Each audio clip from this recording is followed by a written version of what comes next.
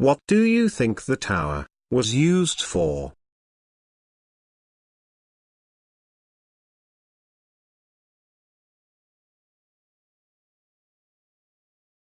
Now the whole earth had one language and one speech.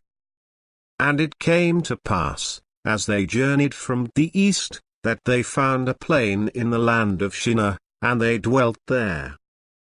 Then they said to one another, "Come, let us make bricks, and bake them thoroughly." They had brick for stone, and they had asphalt for mortar. And they said, "Come, let us build ourselves a city, and a tower, whose top is in the heavens.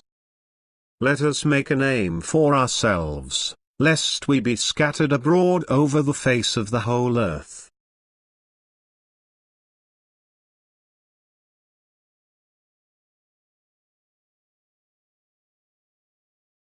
What do you think the tower was used for?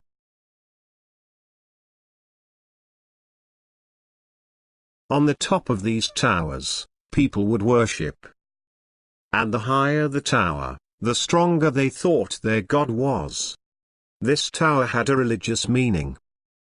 We know from throughout history that the Bible traces a great deal of false religion back to Babylon. False religion is the nature and culture of Babylon. As humans spread into all the earth, they took Babylonish religion with them.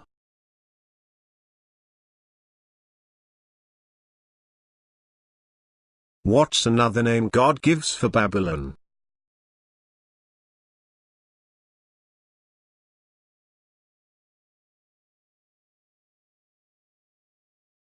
And on her forehead, a name was written. Mystery, Babylon the Great, the mother of harlots, and of the abominations of the earth.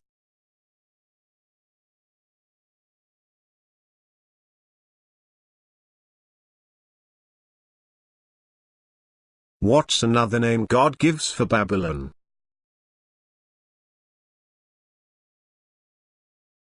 The Babylonian spirit was to replace God with human gods. That's why we read in Revelation 17, Babylon, the mother of harlots, and of the abominations of the earth. It doesn't refer so much to earthly prostitution, as it does to religious prostitution, that is, false religion. Leon Morris, a well-known scholar, wrote, "It is well established that the essential identity of the various gods and goddesses of Rome, Greece, India, Egypt and other nations, were the original gods of the Babylonians. In fact, Nimrod himself was apparently later deified as the chief god of Babylon. So there was something more here. Babylon wanted to replace God with its own gods.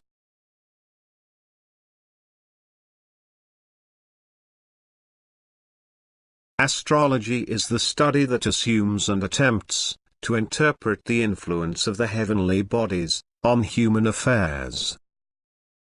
What is astrology?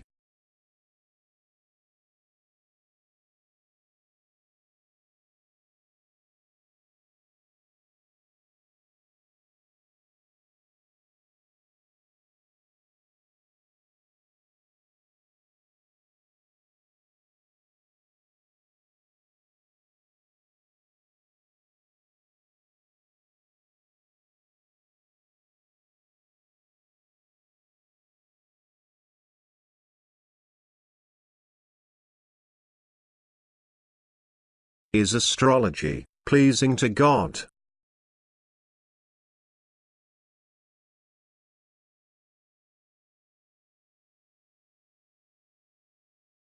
And take heed, lest you lift your eyes to heaven, and when you see the sun, the moon, and the stars, all the host of heaven, you feel driven to worship them and serve them.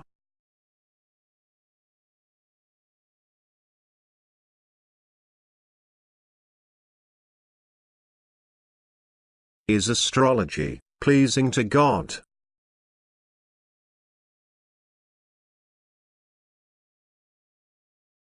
Interestingly, the fact that they wanted to reach the heavens as a place of worship has ramifications for the origins of astrology. In fact, there are some scholars who argue that astrology, which focuses on the study of the zodiac, originated in Babylon. The Chaldeans, which is another name for Babylon, pushed development of the zodiac by dividing the sky into sections and giving various meanings to different pieces. And so a person's destiny is said to be determined by whatever section of sign they are born under. And hence, all the astrological predictions that you can read in the paper and women's magazines determine how your life is going to go. This is the worship of another god. The worship of the Babylonian god. God denounces astrology, and identifies it with demonism, or Satanism, because Satan and his host are actually being worshipped in the guise of the signs of the planets. So the religion of the Tower is actually Satan's attempt to direct the worship of the human race to himself. He now wants to replace God as being in control of the heavens.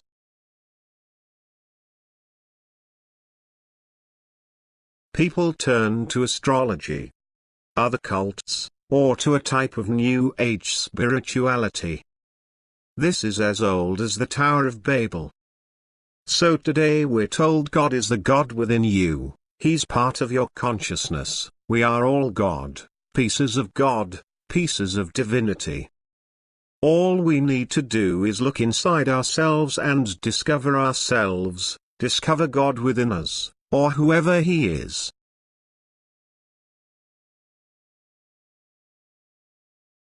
So you see, Babylon is ultimately a city of man.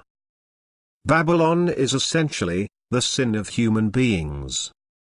Babylon is essentially the worship of self.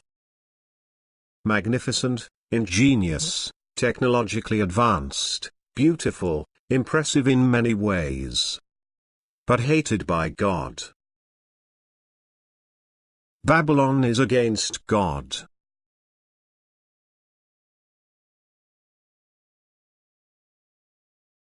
What is the ultimate act of rebellion?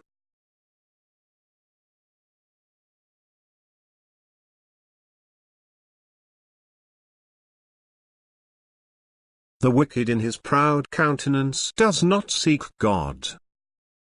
God is in none of his thoughts.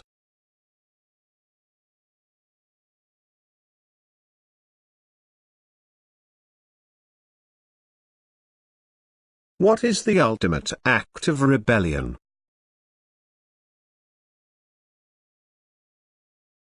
The ultimate act of rebellion is not cruelty, not impurity, not even ugly, selfish pride, but it's ungodliness.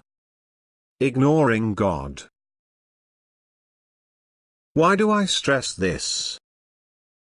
Well, because my friends, you may not partake of New Age spirituality in a direct way, or various cults, but there is such a thing as a respectable ungodliness. Cultured ungodliness. Decent ungodliness. Professional, middle-class ungodliness that is filled with the same rebellion, the same sin, the same anti-God spirit today, as a lost drug addict in the gutter. When you go your own way and build your own towers and live for yourself, the differences between you and someone else is merely cosmetic. By nature we are rebels. The aesthetically beautiful, superb, impressive technology is nonetheless arrogant and irreverent, because it is without God. This is the final condemnation of the Tower of Babel. There is no place for the true and the living God.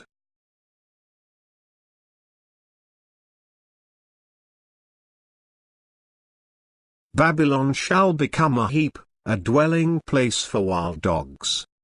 an astonishment and a hissing, without, an inhabitant.